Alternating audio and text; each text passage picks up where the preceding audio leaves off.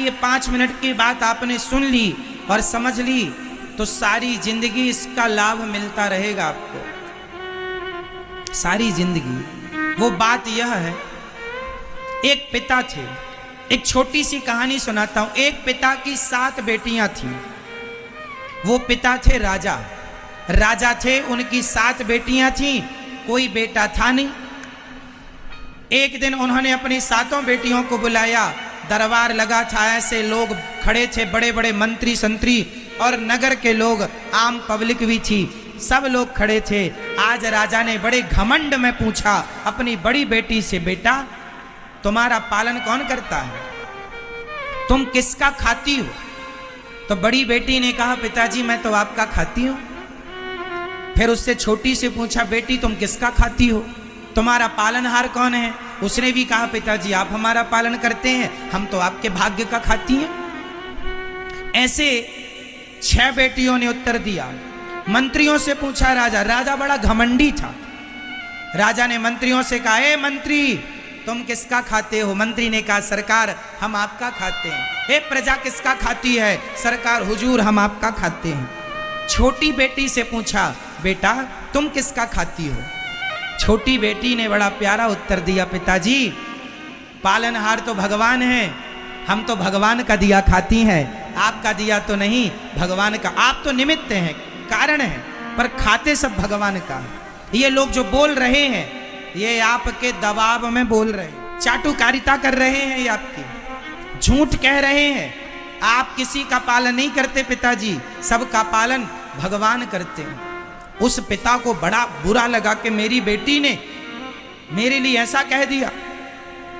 उस राजा ने अपनी 6 बेटियों का विवाह अच्छे अच्छे घरों में किया, राजकुमारों के यहाँ, राजाओं के यहाँ, पर उस लड़की का विवाह जंगल के एक लकड़हारे से कर दिया। तू कहती थी ना कि भगवान का, तो देख तेरे भाग्य में ये लकड़हारा है। जंगल में उस लकड़हारे से किया जो बहुत बीमार रहता था, चल भी नहीं पाता था, पर इसको लगा जो मेरे भाग्य में था, जो मेरे गोविंद ने दिया अच्छा है। भाग्य का मिलता है, ना बाप दे सकता है, ना पुत्र दे सकता है, ना पति दे सकता है, ना पत्नी, ना जमाना, ना संसार। जो आपके भाग्य का है, जो ईश्वर आपको देना चाहता है, वो किसी भी तरीके से देके रहेगा। इसलिए कोई किसी का पालन करता है, ये गलतफहमी निकाल दो। उस लड़की का विवाह उस आम नागरिक से कर दिया। अब वो राजा की बेटी जंगल की लकड़ी काटती, सिर पे रख करके ले जाती, जो पैसा मिलता भोजन बनाती, अनाज लाती, दवाइयाँ लाती, अपने पति का इलाज करने लग जाती। दूध लाती, थोड़ा सा दूध, वो जंगल में कुटिया बना के रहने लगी। पूरा घनघोर जंगल, पास में कोई छोटा सा गांव था, वहां से सामान ले आती थी, जंगल में रहती थी। जो दूध बचता था तो जंगल में वहीं पर एक नाग नागिन का जोड़ा था, उसे वो दूध पिला दिया करती। अब जंगल में तो जीव जंतु ही सहयोगी होते हैं, नाग नागिन वहीं रहते थे। वो जो नाग था बड़ा सिद्ध नाग था, उसके पास मणि थी। उस नाग ने कहा कि इसके पास यदि ये धन आ जाएगा तो ये लड़की बड़ा परोपकार करेगी। तो नाग ने अपनी मणि उसे दे दी। उस मणि के प्रभाव से वह लड़की धीरे धीरे करके खूब धनी होती चली गई।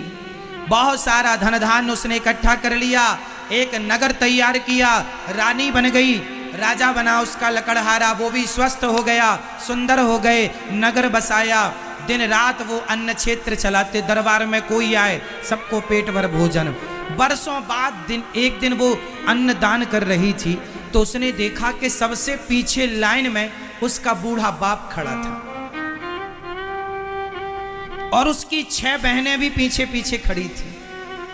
उसने तो पहचान लिया, पर उसे कोई ना पहचाना।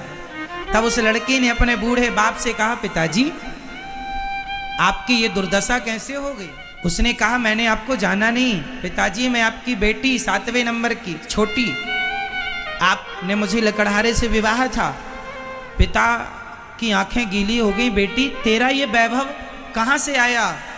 कहा था ना पिताजी, जब देने वाले भगवान हो तो कोई रोक नहीं सकता, जब देना वो चाहे तो कोई रोके कैसे, और वो ही ना देना चाहे तो कोई कितना भी दे फलीभूत ही नहीं होगा। इसलिए देने वाला पालनहार ईश्वर है। मैं भगवान के आश्रित थी, उन्होंने दिया, पर आपकी ये दुर्दशा कैसे हो गई बेटी? जब से तू गई है तब से मेरे उल्टे दिन चालू हो गए, उल्टी गिनतियां चालू हो गई।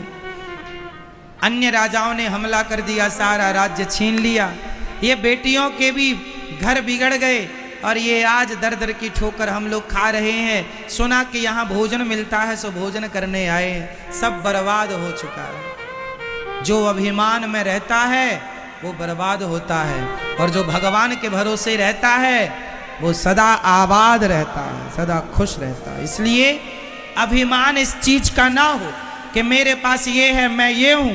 अरे भगवान चाह रहे हैं इसलिए मैं कुछ हूं, वो नहीं चाहेंगे तो निकाल बाहर करेंगे। इसलिए जो आपके पास पैसा है, पद है, वह तुम्हारा नहीं है, ईश्वर ने तुम्हें दे रखा है। छीनने में भी देर कहाँ लगती है।